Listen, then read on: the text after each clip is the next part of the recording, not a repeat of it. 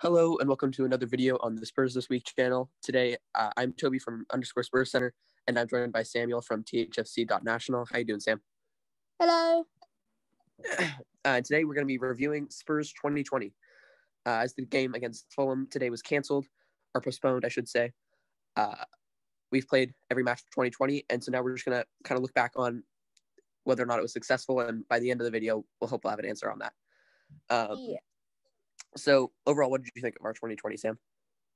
Well, it's been so inconsistent. We've beaten Manchester City, we've beaten the really big teams, and then we're losing to the quite weaker sides. And we were quite lucky to win against some teams. We got late winners. Yeah.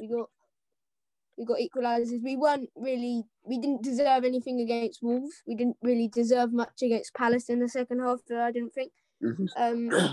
Yep. If we're contending for the Premier League, we need to sort that out, and maybe buy someone in January that can sort that out.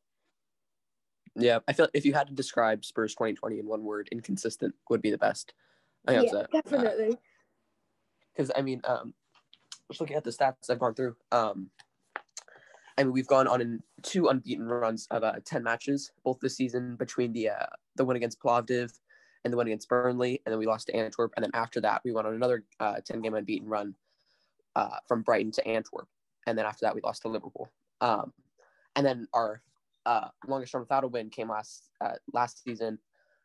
We went 7 games without a win between Leipzig and Man United, and now we are 4 games without a win, and we are currently still on that, but hopefully we'll win our next few games and turn it around a bit. Yeah. But like I said, like you were saying, it's just inconsistent. We need to really figure out where we're going, what we're trying to achieve, and then achieve it. If that makes the sense. Yeah. We need to do the things to get us there, essentially. But if you had to pick one player from all of Spurs from 2020, who was your player of the year, let's say, who would you pick? Player of the year. Well, I normally think a player of the year doesn't have to be Son or Kane, as well as they play some matches. I think you need to look at someone who's had an unbelievably good season for expectation. And I think Lo Celso has played very well. I think I'd give it to Lo Celso. He was definitely really integral to our team last season and beginning of this season until he got his injury. And coming back from his injury, he's been important. And he got injured again, unfortunately. But for me, I'd have to say probably Eric Dyer. I mean, the year definitely didn't start out great for him, but he's really grown into that side and into his position at center back. Well, like we said in the documentary, it said that Mourinho tried to sign Dyer in Porto, I think it was. He clearly rates Dyer, and he's transformed Dyer from being a sloppy centre defensive midfielder into quite a good centre back, and that's getting game time in the national team for England. So I think he's doing quite well right now at Dyer. Yeah, me too. If we had a defender of the year, I think I would give it to Dyer, because he's been our only really consistent player at the back. I couldn't give it to Aurier, even though he's had a phenomenal start to the season. He was wretched last season, at the end of last season. The thing is, you never know what Sergio Aurier is going to turn up, whether it's going to be the prime, I don't know, a really good right back that's world class, or if it's going to be the one that plays in the Championship. But I think that we need consistency, and I think Aurier just needs to work on consistency, and then we got our hands on the top player. Yeah, like you're saying, Aurier, I feel like you can kind of be used to represent Spurs, because he'll go on these runs where he pockets Mane, he'll pocket Sterling, and then he gives away that silly pen against Leicester. Yeah. So it kind of represents Spurs, where it's we'll go on these games of beating Man City, beating Arsenal, and then dropping down and barely scraping a draw with Wolves. So it's that the Liverpool result has ruined the team's mentality. They were building up a run of fixtures that they could win, and now they're not working as well together anymore, and they're starting to drop out of that realistic Champions League spot. And we did what Leicester City did last season, where they looked so good until about this time, and then they obviously had a shock end to the season, and they got Europa, not Champions League. So if we're not careful, it is probably the toughest league in the world, the Premier League. Yeah. And points need to be taken from the games that we should be winning. Yeah. I got another stat I can read out. Our biggest, let's go with biggest win, then we can do biggest loss later. But our biggest win, we had two of them actually. 7-2 over Maccabi Haifa and 6-1 versus Man United. I think that's promising in a way, where it's like our two biggest wins of this year have come this season. I mean, they were both quite a while ago now, it feels like. Yeah. But it definitely shows the potential of the team. Like we can go out and we can beat these sides. I mean, to a lesser extent with Maccabi Haifa, but like with Man United, like one of the biggest teams in England, if not the biggest team in England, to go out and beat them 6-1 on their ground. I think that's what kind of made the team that really improved mentality at the club. They started to realise if we can beat one of the best teams 6-1 in the league, who can we lose to, sort of thing. And that's what Mourinho tried to build at the club for ages now, and I think he's done that perfectly there. Do you reckon we're still title contenders at this point? Oh, like that. Oh, it's very close, because we're about, I haven't looked at the table for a while, but we were 6 points off when we last looked, and we was 8th place or something ridiculous like that. That just shows how open it is. And Aston Villa and Southampton and Everton are all up as well above us. Yeah. So that also says, aren't they in the title battle as well? So it's hard to say. I can't see Aston Villa or Southampton winning the league, but I think it's whoever. I've said it a few times now. Whoever builds up the most form is going to win the league. So if you go on a match of 5 games unbeaten, that's going to really get you close to winning the league, because it's so open and there's so many injuries of key players this season. Yeah, there's been quite a few people saying like we can go on our next 10 games unbeaten. And I guess that would be our next 9 games now, since the Fulham games have been postponed and we don't know when we're going to play that. But that would end with our game against Liverpool at the Tottenham Hotspur Stadium. But in that like run of fixtures, we would have moved through the round of 32 to get to the round of 16 of the Europa League, moved to the final of the Carabao Cup, and then moved into the next round of the FA Cup, and then as well as probably pushing us into the top 4, probably top 3, realistically maybe the top 4. But like it just shows it's all still up for grabs. Like if we can just go on a run of like what we did earlier this season, just go on a run of 10 games unbeaten, just go through them. Sheffield United could win it. You never know. Yeah, they have to have a massive turnaround, but yeah. I just like we said, it just goes to show how open it is this season. And if there's a year for Spurs to pop up somewhere, it's this and year. Just take it. It's this year. Because I mean, you look at the table, it might work out for us. Yeah, there's no club that you look at in the Premier League from last season. You look at City and you think, oh wow, they're really good. They're not converting enough goals defensively. They're not as good as we thought with their additions of Ake and Cancelo and so on. You've got Liverpool, who have been hit hard by Van Dijk's absence. You've got Chelsea, who spent all that money and it's not really worked. No. They had a slow start, picked up some momentum, and then that just went. And then United, who have started to work a bit better with the players. But again, they've not been excellent this season from the majority. So there's no standout team apart from Liverpool, to be honest. And we need to be up there, because now's the season to win silverware under Mourinho. I feel like we could almost go the rest of the season without people really taking us seriously as title contenders, and then just kind of pop up at the end. Because I feel like I don't think anyone's going to take like a 10-point lead at the top of the table, like is what's kind of the normal. Where they kind of just, the 10-point lead, I feel like it just appears out of nowhere. And then they just kind of coast to the rest of the season with 10, 12, 9, sometimes like kind of in that area, points ahead of second place. I don't think that's going to happen this year. It's going to be really tight, really enjoyable for the neutral to watch.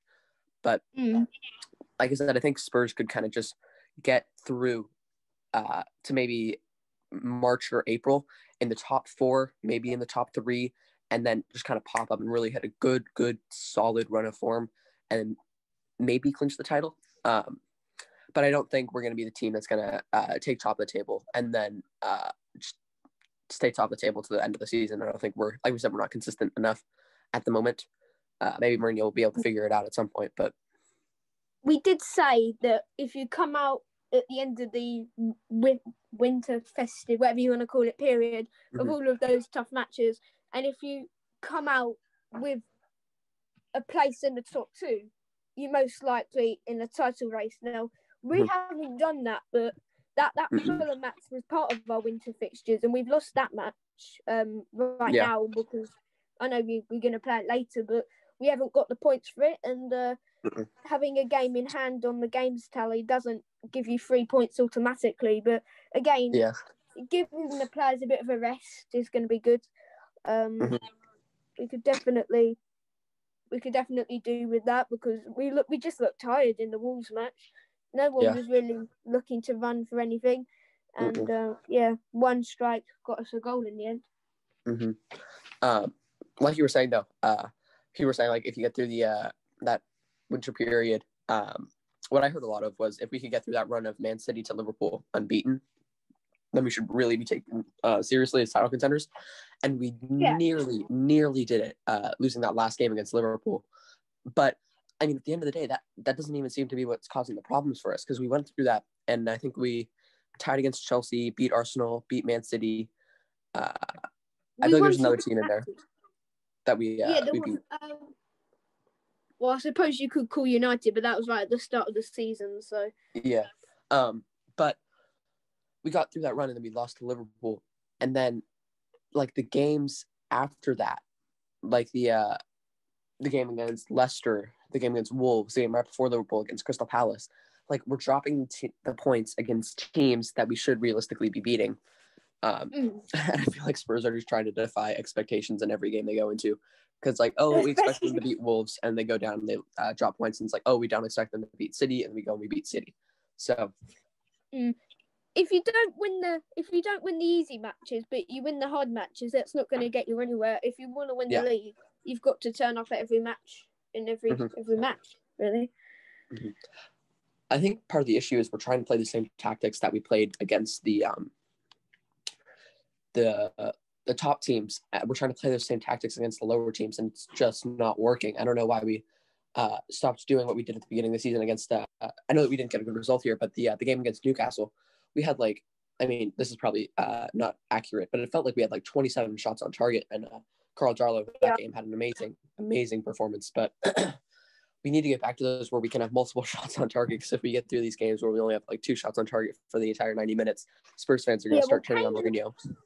Kane and Son weren't in good form when we played the Newcastle match. They were just averaging Kane and Son. But now they're coming out of their form, both of them now, because we're playing that stupid defensive formation. But so, like, again, I'll just highlight it. I've said it a few times now. Why do you play 5 defenders and then a CDM 3 in the midfield? You know, there's no creativity there, and the only players that are going to get you goals are Son and Kane. Sissoko can't shoot.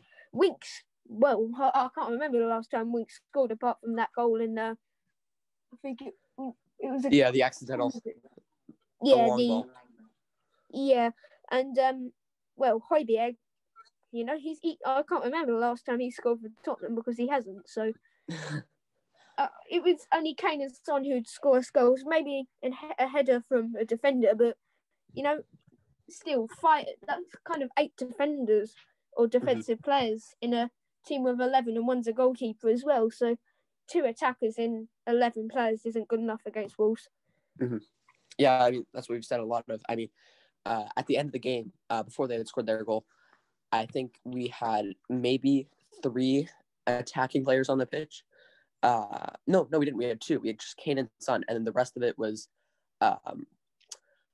our back 4, and then 3 defensive mids with Winks, Sissoko, and Højbjerg. And then Bergwijn, to be fair, was on the field, but he was essentially playing left back. I mean, we subbed him on for Region, and I was thinking, okay, we're going to really go after it and try to get a second goal. And then it seemed like Bergwijn had the instructions to just play the same role that Region was playing. Don't get forward too much. Just be solid defensively.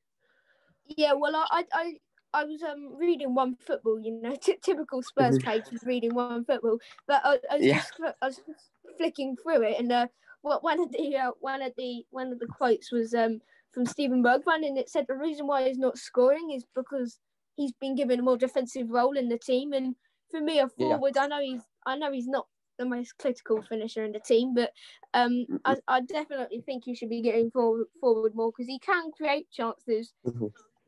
But I mean, just looking back at last season, I think he had 3 goals and 1 assist, and it wasn't like they were all tap-ins, or they were just like him laying it off and then someone else scoring a shot from a distance. I mean, his first goal against Man City, controlling it off his chest and then volleying it into the bottom right corner, and then the second goal dribbling through like 3 players are against Man United and then scoring. Yeah. And then I think there was another goal that was just a tap in against Wolves, and his assist against who was it? It was against Newcastle. It was a beautiful cross right onto the forehead of Kane, who was able to just knock it right in. So he has the attacking talent. We're just not utilizing it, which is very frustrating because you listen to some Spurs podcasts or read some Spurs Instagram pages, and everyone's talking about how we need a third goal scoring player. A third goal scorer on the side because we can't just rely on Son and Kane. And I do agree that we can't just rely on Son and Kane, but Bergwijn, he has the potential. We're just not using him in the right way because we can sign Sabitzer or Leon Bailey, and if they're given the instructions that Bergwijn is given, they're not going to score goals.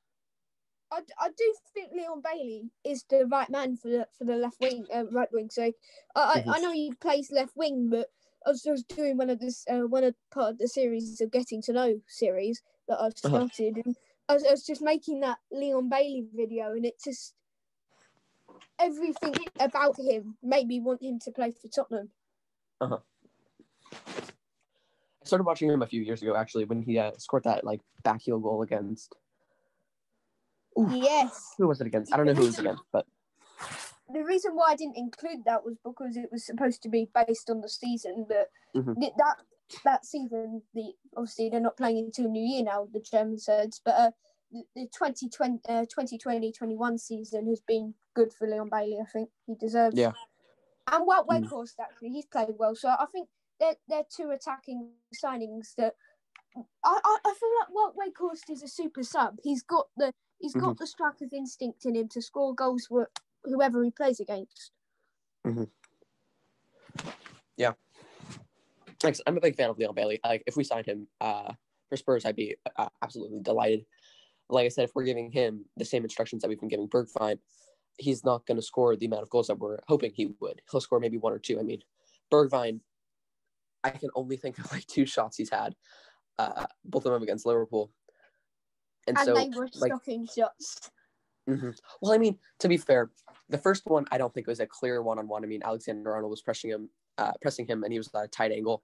And then the second one, which just I thought it was fantastic keeping from Alisson. I know he didn't touch it, but he covered so much of the goal that Bergwijn went as wide as he could, as close as he could, without hitting Alisson and hit the post. So, we've probably gotten a little off topic here, though. It's a hard one. It's a 9 out of 10 chance to score the goal, though, and he just had the 1 out of 10 that he didn't get. I guess like that's happened a lot to us over the course of the season. I mean, Gareth Bale, he had that like exceptional run against West Ham when it was still 3-2, and then right in front of the goal, and showed just a bit of rust and hit it wide, and that opened the door for them to tie it up. We're definitely not the luckiest club in the Premier League, and VAR just adds a bit of bit of that as well, but I think we need to try and make it consistent, make luck come. Yeah, I think it was some philosopher probably who said luck is a combination of like preparation and timing or something like that. It's like you can prepare yourself to have luck. So like against the West Ham game, when they scored that third goal, he's like, oh, that was such a lucky shot. But they put themselves in a position where they had a corner at the end of the game, and we put ourselves in a position where we're conceding a corner, and then we clear it poorly, and then Winks has a chance to clear it further, and he doesn't, and that puts them in a position where they're able to score. So we can say like we're unlucky, but we're putting ourselves in that position. Our top scorer of the year, though, I thought it was going to be Kane, but it was actually Son. Son had 20, and Kane had 16. Well, I think that just shows when Kane was out injured for a bit more of the season last season than Son. Son kind of took advantage of that, and I'm immediately thinking of his last game before he got injured, the Aston Villa match. You know, he scored. Yeah. Was it 2 goals in that? So that's immediately 2 goals in a game that he's got up on Kane. So that stat doesn't actually surprise me too much. Mm-mm.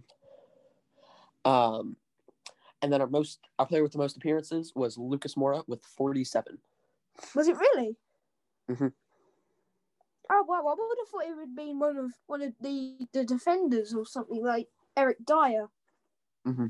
Well, if we're going by most minutes, it probably would have been Eric Dyer, but Lucas Moura has a lot of times when he just gets subbed on. Yeah, I don't think Eric Dyer has ever been taken off under Mourinho. I can't remember one match. Well, I've watched it and I've just seen him come off. Olympiacos. Oh, yeah. That was that in the 30th minute or something. Yeah. Yeah. He accepted it though, didn't he? Yeah. He just moved on. Looking at that documentary, he looked a little bit upset that he was taken off, but he handled it in the right way. Yeah. Mm-hmm. He didn't go around complaining about it. I mean, he started the next game and he had a phenomenal attitude. But I'm just going through and counting Eric Dyer's appearances. I want to make sure that I got him right.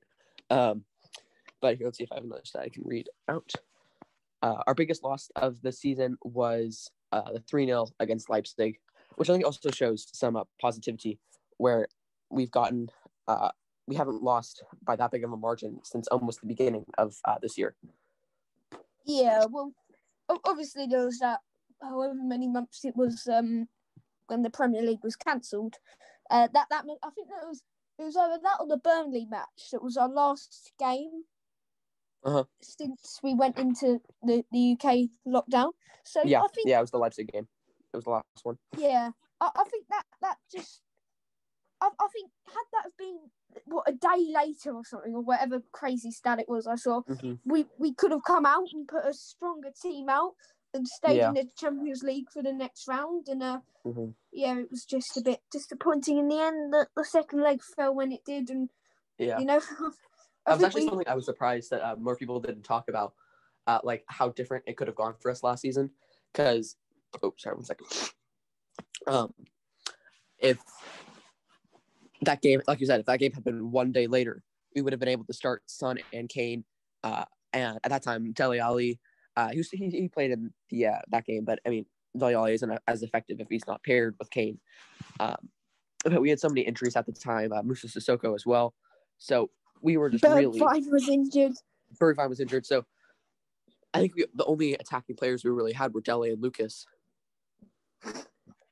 So yeah, and Lamella. But he probably got injured along the way. Glass legs, that man. But yeah, I just finished counting through Eric Dyer. He had like 30. I think he had like 34 appearances. So Lucas Moura beat him. Yeah. Lucas Moura definitely he's our super sub. Although he hasn't been as effective this year. Usually he's able to score more coming off the bench. But yeah. Anything else you want to add on this year? Apart from the fact it's been so up and down, we apart from this season, we haven't gone on a run of like 2 games with a win or something. That's all I can really say about the season. So do you think our 2021 will be better than our 2020? Definitely. And Definitely. I don't think our investments were good enough to bring in players for every position that we needed improving in, and we managed to get a left back, which was good. Managed to get a backup striker, which proved very handy given what's happened. Mm-hmm. I still think we need another backup striker given what's happened at City. No Jesus, no Aguero. So they're kind of without a striker. We can't play Troy Parrott yet, so we need to get someone else in, like Wout Weghorst. But I think that's really all I can say about 2020. I think overall it's been a successful transition year. Said by the end, we tried to answer whether or not it was successful. I think it was a successful transition year. I mean, adapting to the new manager under Mourinho, bringing in 7 players. So we're definitely building something at the club. But I think that's it. Thank you all for listening. Remember to subscribe and like. There's a little red button down below. You should press that. It means you're not subscribed, and then it'll turn like a grayish color. And then hit the like button as well. Thank you so much for listening. We'll have another podcast coming out at you soon, and we'll make some more videos. Come on, you Spurs.